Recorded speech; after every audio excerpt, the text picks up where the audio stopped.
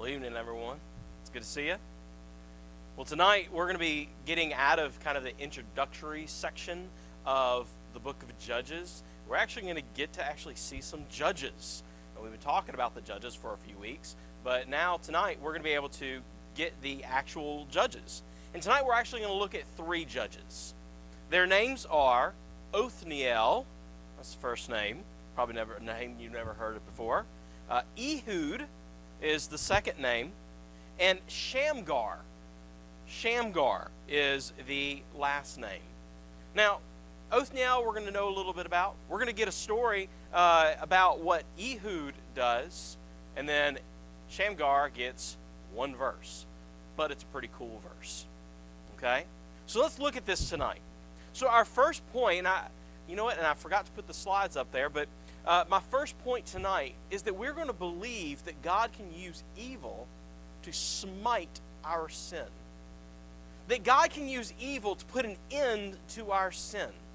He can use evil people in the world. He can use bad things that happen in our world. Now, it doesn't mean that God is evil or He's producing the evil. It's just that He uses evil in the world to put an end to our sin sometimes. And that's what we're going to see. Look at verses 1 through 7 of chapter 3. Now these are the nations which the Lord left to test Israel by them. That is, all who had not experienced any of the wars of Canaan, only in order that the generations of the sons of Israel might be taught war.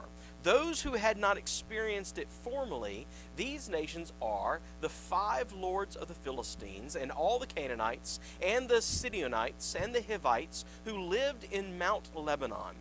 From Mount Baal-Hermon, as far as Lebo-Hamath, they were for testing Israel to find out if they would obey the commandments of the Lord, which he had commanded their fathers through Moses. The sons of Israel lived among the Canaanites, the Hittites, the Amorites, the Perizzites, the Hivites, and the Jebusites. And they took their daughters for themselves as wives, and gave their own daughters to their sons, and served their gods. The sons of Israel did what was evil in the sight of the Lord, and forgot the Lord their God, and served the Baals and the Ashtaroths. Then the anger of the Lord was kindled against Israel, so that he sold them into the hands of the Cushan-Rishathaim, king of Mesopotamia. And the sons of Israel served Cushan-Rishathaim 8 years. So you're wondering what's happened here. Now, we're to a place where the Israelites, they have failed at taking their land. They've allowed Canaanites, they've allowed all these people that I read, the Hivites, the Sidonites, the Philistines, all these people, they have allowed them to stay right where they are. And they weren't supposed to do that. And so, we get what's happening here is the Lord allows it to happen. The Lord, in fact, says He wants this to happen because He wants to see if they would obey the commandments of the Lord. He wanted to see if they would be obedient. And so He put these people in this land so that, or He allowed these people to stay in this land so that they would be tested. Well, guess what? They ultimately fail at this test. They fail at this test. And this is what they do. And so what they're doing is they're one of the things that it mentions here is that they are allowing, in verse 6, they took their daughters for themselves as wives and gave their own daughters to their sons and served their gods. So now they're intermarrying. Now, this has nothing to do with interracial marriage, okay? It has nothing to do with that. What this had to do was these people worshiped another god than Israel did. And He was saying, do not join yourself with these people who are worshiping other gods. It was a command for the Israelites not to do that, as it is with Christians. Christians are also commanded not to have this type of union with someone who is not a Christian, who is not of God. The people of God are not supposed to have these strong bonds with other people who are not of God. And so that's what's happening here. But instead, what they're doing is they're forming these treaties. That's probably what's happening here. Or they're just wanting to say, hey, we can combine these cultures. There's no problem here. Yeah, you're a Hittite, I'm an Israelite. We can have unity. We can have all this connection. Your God, my God, and guess what? We'll just worship them all together. Because that's what happens. All of a sudden they start to intermarry, and all of a sudden they start to worship their gods, these false gods, these Baals and these Asheroths. And this angers the Lord because guess what?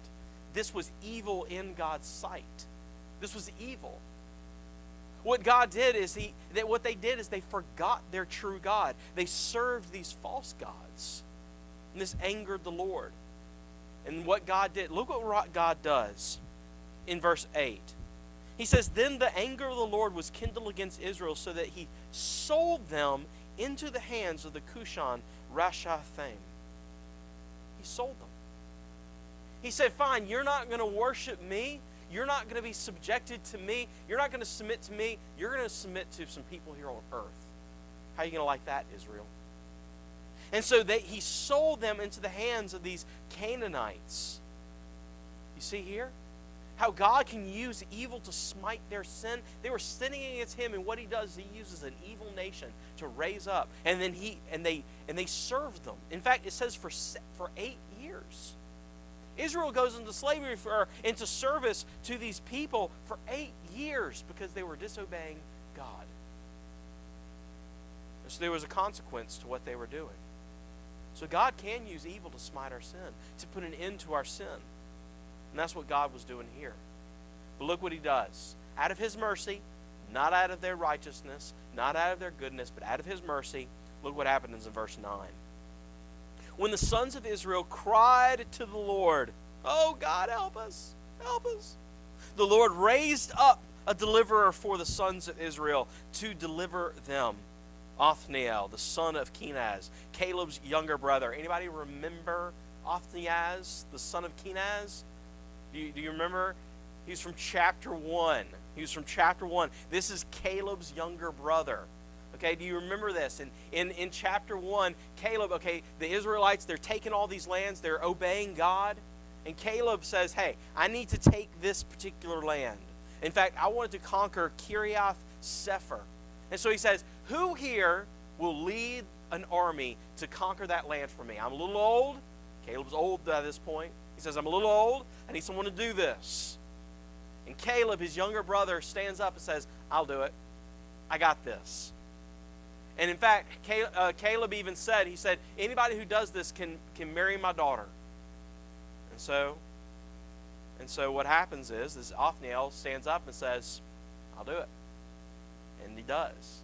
He goes in and he defeats them in Kiriath Sefer, and he takes that land. And now so he has already proven himself to be a man strengthened by God, a man who is used by God, a man who trusts God. He's already proven that. And so now God raises him up again to be a judge, to be a leader for Israel. Look at this. Pick back up in verse 10. The Spirit of the Lord came upon him, and he judged Israel. When he went out to war, the Lord gave Cushan Rishathaim, king of Mesopotamia, into his hands, so that he prevailed over Cushan Rishathaim. Then the land had rest for 40 years, and Othniel, the son of Kenaz, died. So he did that. He was empowered by God. Not only was he raised up by God, but he was also empowered by God. That's one of the things you're going to find out about these judges. These guys are raised up by God. They're empowered by God. They would not be able to do this because they're some great leader or some powerful guy. That's not the point. If you get that point in the book of Judges, if we later in the future when we get to Samson, if you think Samson is doing all this stuff because he's such a great guy, he's such a strong guy, you've missed the point. The point is that God is the one who's doing this, and he's doing it through people. So he does this through Othniel, and he's strengthened by the Lord. And guess what? Othniel wins. And they have peace for 40 years. Yeah, they were in slavery for 8, but guess what? God gives them peace for 40 years under the leadership of Othniel. Or however that's pronounced. Othniel, whatever. So we need to trust our plans to the faithfulness of God, because that's what Othniel does. Othniel trusts his plans to the faithfulness of God. He had a plan to go in and take back their sovereignty.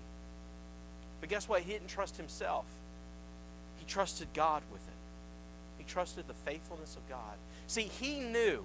See, remember, his brother is Caleb. He knew about the 40 years in the wilderness. He remembers Joshua going into Jericho and taking the city. He knows about all this stuff. His brother was Caleb. His brother, Caleb, was there with him the whole time. And so he remembers the faithfulness of God. And guess what? He acts on that knowledge. He acts on the knowledge of knowing that God is faithful. So he trusts his plans to the faithfulness of God. So that's Othniel. That's our first judge. Pretty cool guy. Now let's look at Ehud.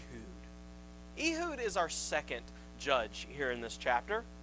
And this guy's got a pretty good story. Look what happens after Othniel dies, though. The reason why Ehud has to be raised up. Look at verse 12. Verse 12. Now the sons of Israel again did evil in the sight of the Lord. So the Lord strengthened Eglon, the king of Moab, against Israel, because they had done evil in the sight of the Lord. And he gathered to himself the sons of Ammon and Amalek, and he went and defeated Israel, and they possessed the city of the palm trees. The sons of Israel served Eglon, the king of Moab, 18 years. So again, they sin against God. God is angered, and guess what? He doesn't strengthen Israel. Instead, he strengthens this Moabite king named Eglon. Eglon goes in, and he defeats Israel, and he puts them to service. He now rules over them for 18 years. Now, what's the big deal? Well, obviously, they're being defeated. There's another kind of insult to injury here. The fact that this guy was a Moabite. If y'all don't know who Moabites are, let me tell you.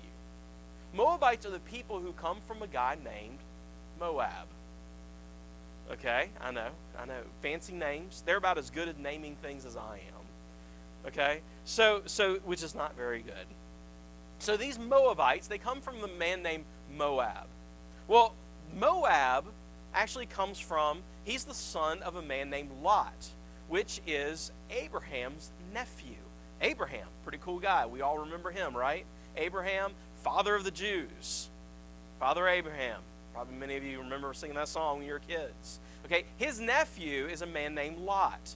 Now, Lot, he's described as a righteous man in Hebrews, but man, he kind of has some ups and downs.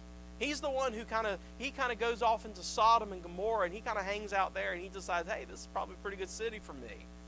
And then he decides to bring his family and raise his family in this wicked city. And finally, God has to pull him out of that wicked city. And guess what? It affected his family.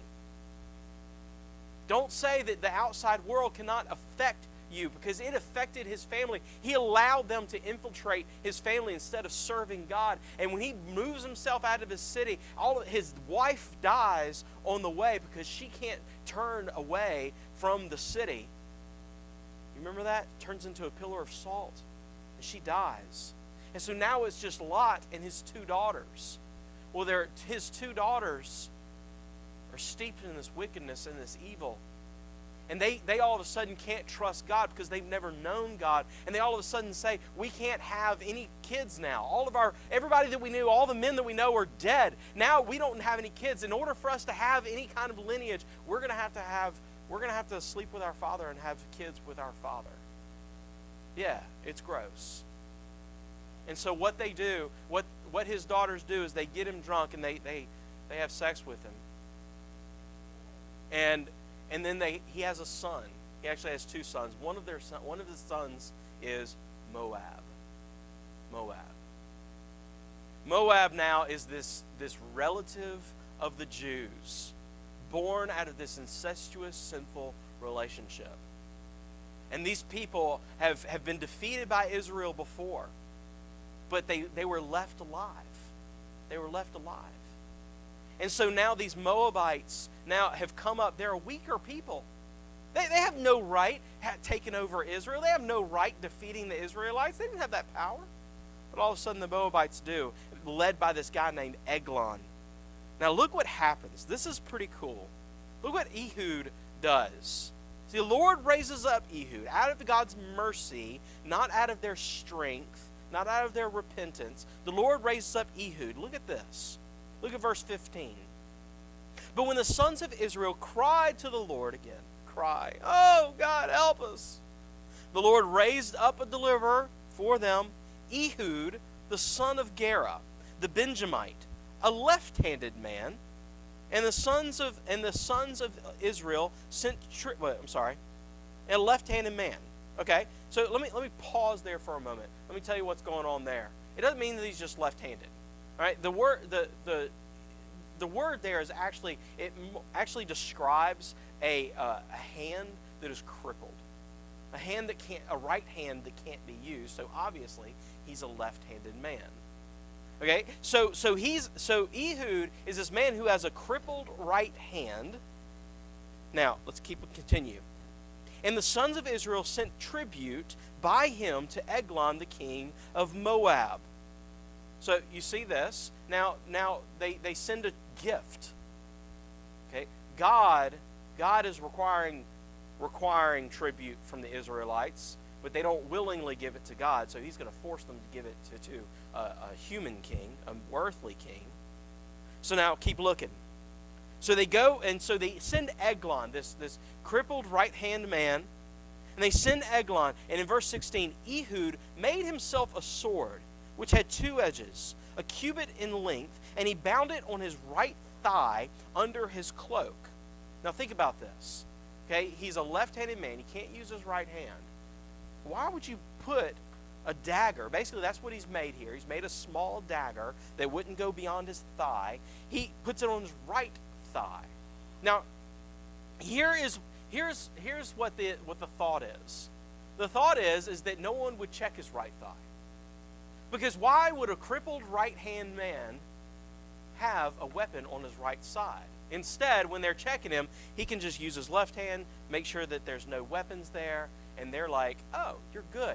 You're not a danger. It's not like you can use that right hand anyway. You're a weak man. You're no threat.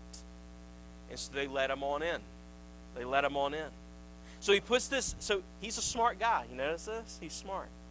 So he puts this dagger, basically, on his right thigh, under his cloak, in verse 17. He presented the tribute to Eglon, king of Moab. Now, Eglon was a very fat man. It's a very interesting little note here, the fact that he's a fat man. Okay, that's going to come up later. All right, okay, that he's a fat guy. All right. Incidentally, this guy being a left-handed man, and obviously Eglon is a very fat man. One of the famous sermon titles for this particular passage is when Lefty. What is it?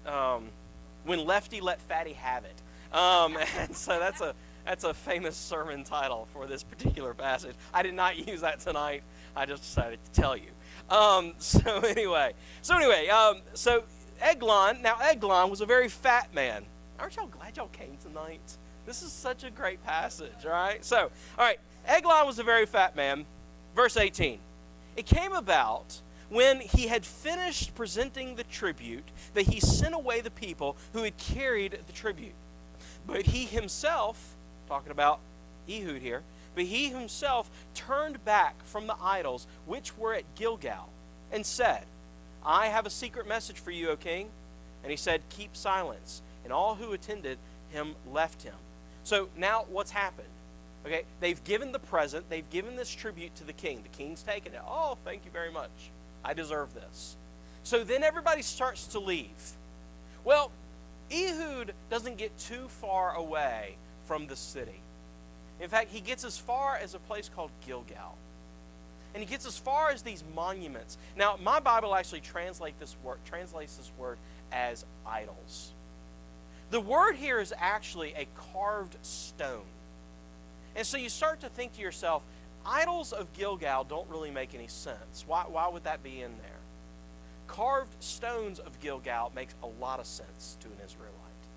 Those carved stones of Gilgal were these stones that when Joshua took the people of Israel across the Jordan River, in the middle of the river, when the Jordan River was split, what they did is they took 7 stones or 12 stones out of the river, and they took them out and they put then they erected 12 more in the middle of the river while the river was still split. And then they erected these monuments in service to the Lord, saying, God, you are the one who is powerful here. And so they erected these monuments, and then the water closed in, literally like on the priest's feet as they were moving their feet out of the water. And then they set up these other stones as another reminder. So these 2 monuments made to the Lord, saying, Lord, you are powerful, and you are going to let us take the land of Canaan because of your power. And so they set these stones up in a place called Gilgal. Now, all of a sudden, if we translate this, the stones of Gilgal, now all of a sudden this makes a lot of sense. Why Ehud goes as far as those stones, and he says, you know what? I'm going back. I had a plan. That's why I made that dagger. And I've already left that chamber, but I'm going back. And so that's what seems to be happening here, is that he gets as far as that, and he remembers the Lord is our strength. The Lord can do this. He is behind me. I'm a crippled right-hand man, but I've got this because the Lord's got this. And so he turns around and he goes back and he says, hey, I've got a secret for the king. Everybody's got to keep silent. And so what the king does is he sends everybody away because the king is like, ooh, all right, a secret from me. This is great. So this is what he does. So he goes on, and this is what happens. Ehud came to him while he was sitting alone in the cool of a chamber. So they were they were probably in the throne room at some point, and they go up to the roof. Okay, that's where you would go in this time to get into the cool weather. So he goes to the cool of the chamber, and as they go to this little room that has like lattice work or something like that to let the breeze in. Okay, so they go up to this cool area of the roof. And so they're sitting alone, and look at this. And then Ehud says, I have a message from God for you. And he arose from his seat. So Ehud is a little bit crafty here. He goes, hey, king, I got a message from God. Now, this king of Moab can't pass this up. He can't pass up this secret from God. Okay? And so what he does is he stands up, and he kind of leans forward. I mean, if an Israelite, this emissary from the Israel said, hey, I've got a secret message from God, you'd be curious, right? Oh, I'm curious. So this man, this Eglon, he stands up and he wants to listen to this message, and look what Ehud does. In verse 21, Ehud stretched out his left hand, took the sword from his right thigh, and thrust it into his belly. In verse 22, the handle also went in after the blade, and the fat closed over the blade, for he did not draw the sword out of his belly, and the refuse came out. Gross. Okay, so what happens here is that, I think you already know what's happened here. He stabs him. He takes the dagger from his thigh, stabs him in the belly so deep that the sword goes all the way into the hilt, and then it's lost in the man, okay? And what happens here, and I'm going to try to be as discreet as possible on this passage, is that it cuts him open so much that his intestines fall out, and also what's in the intestines and what's in the colon, okay? And so basically he lets out everything that would normally go in a toilet is now on the floor because of he's been sliced open by this dagger. Okay, so now you're wondering yourself, why all the detail? The detail is important. The detail is important. It's not just for graphic sake. Okay, the Bible doesn't do that. Keep looking. In verse 23, then Ehud went out into the vestibule and shut the door of the roof chamber behind him and locked them. So Ehud's like, okay, I've killed the king. I got to get out of here. But it doesn't seem like he really has a plan. Okay, so he kind of shuts the door, locks it, and just kind of starts kind of walking out. You know, it's like nothing's going on, we're done here. And so he starts walking out. Look at verse 24. When he had gone out, his servants came and looked, and behold, the doors of the roof chamber were locked. And they said, he is only relieving himself in the cool room. They waited until they became anxious, but behold, he did not open the doors of the roof chamber. Therefore, they took the key and opened them, and behold, their master had fallen to the floor dead. So his servants, obviously, they're concerned for the king. They haven't heard from him. And so they go up there. The guy had already left. Ehud had left. So they go up there to check on the king. Well, the door is closed and the door is locked. Now, normally they would probably think there was something fishy going on here, but they assume that he's using the bathroom. Okay? That's what it means. Because actually the word here is not relieving himself. It actually means to cover your feet. Now, you're wondering why is that? If you go into a bathroom and you need to go into the stall, how do you tell if someone is in the stall? You look under and you see if they have covered their feet. Okay? And so basically, anyway, I think you get what I'm saying here. All right? So anyway, so they're sitting there and they're next to this inner chamber, and they smell what had fallen out of the king. Now, they don't know he's dead, but they can smell it, and they're thinking to themselves, I ain't going in there. Shoo, I'm not going to mess with the king when I'm not going to do it.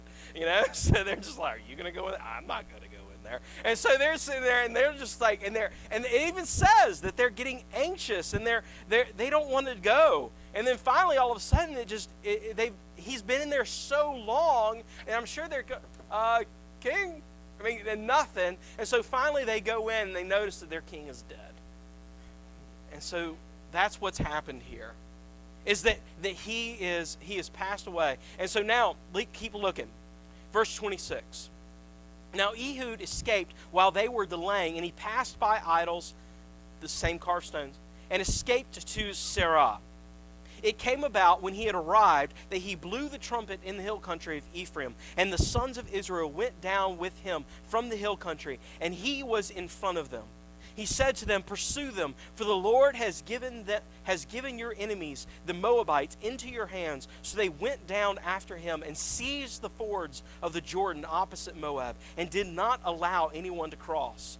They struck down at that time about 10,000 Moabites, all robust and valiant men, and no one escaped. So Moab was subdued that day under the hand of Israel, and the land was undisturbed for 80 years. So Ehud not only escapes the king's palace, but then he leads the Israelites to take out the Moabites. And it says here that he doesn't let any of them escape. In fact, he kills about 10,000 soldiers that day. And now all of a sudden they are no longer under the reign of Moab, but they have their own sovereignty again. And it says here for 80 years. Because Ehud trusted God's hand. See, Ehud had a crippled right hand, but he trusted the right hand of God. He trusted that God could be his strength even though he was weak. Ehud was a man who trusted God in his weakness. Now we'll also look at this. Let's look at our third judge. He gets one verse, but look at this. After him came Shamgar, the son of Anath, who struck down 600 Philistines with an ox goad, and he also saved Israel. I'm thinking to myself, I kind of want to know more about this ox goad thing. I mean, this seems kind of cool. I mean, this guy, okay, it doesn't say much. Shamgar, son of Anath, and then he shows what. Now, it doesn't say that he does it all at once. Knowing the story of Samson, I'm not going to rule it out. But y'all know what an ox goad is? It's basically a big pointy stick. Okay, this is not like a big warrior's weapon or anything. He has a pointy stick. I know there's a commercial that I always thought was funny, and I don't know if y'all have seen it. It's a car commercial or something like that, or maybe it's a video game commercial. I think it's a car commercial, and you can go on there and you can you can put your own types of zombie killing type stuff on this car, like on this computer program or something. Anybody know this commercial? Anybody familiar with it? And anyway, so there's this commercial. He drives up and he's got this like this killing machine type car, and they're like, and he goes out and he talks to this people. It's kind of like a kind of a zombie world kind of thing. And so he's talking to this group of people, and he's like, you can do this, you can fight against them, you can survive, and they're like, well, yeah, but you have that. And it like shows this decked out car with all these weapons and everything. And he goes, yeah, but you have that. And this guy's holding like a pointy stick. And he's like, it's a stick. He goes, but it's a really sharp stick. and so anyway, and of course I think y'all got the joke. But the thing is, in the hands of Shamgar, 600 Philistines, pointy stick. All right, so Shamgar can use a pointy stick. Okay, so he takes these guys out, but he's not because he's such a great warrior. It's not because he is this great guy with a big stick. It's because the Lord is behind him. It's because the Lord is behind him. These judges are doing what the people of God should do. They're trusting the faithfulness of God because they know the history of God. They're angry when the people of God worship other gods and do things against God. They're angry when the people who are not of God, the enemies of God, oppress and persecute the people of God. They're also willing to give the little that they have to a strong God who can use it. See, these men were weak. They weren't strong. They had the strength of God. And they also believed that the Lord is the one who will not fail his people. See, Ehud, he didn't have verification from God that he would survive his assassination attempt. He didn't have verification from God that he could escape. He didn't have verification of God that he would even succeed at all. But guess what? He stepped forward knowing that God is the one who is in heaven. Yeah, he was smart. He was brave. But he had God on his side. See, Ehud gave everything he had into one shot. He knew he had one shot to kill this king. And he gives everything he has into it. And he has this vision to say, I must do this because this is God's plan. This is what God has for me. It wasn't because of a personal grudge, but it was because he wanted to have this vision to see Israel out from the hand of Moab. Y'all, we should want to see ourselves out of the oppression of sin. We should want ourselves to be walking for God. We should want our friends to be walking for Christ. And y'all, we have one life. We have one shot. We need to put everything that we have into this life, into this one shot that we have, to not only live for God, but also to see as many people as we know around us to live for God. This was the faithfulness of these men because they trusted the faithfulness of God. I say today that we can be faithful because this is the same God who sent Christ to die for us. He has proved himself to be faithful, and we can trust that. Let's pray. Father, you show yourself to be faithful all the time. Lord, I pray that we also can be faithful to your word and faithful to obey you in all things. You show it with Othniel and with Ehud and Shamgar. That you can take the weakness that we have and use your strength to do your will. Lord, I pray that we trust you in all these things every single day. Amen.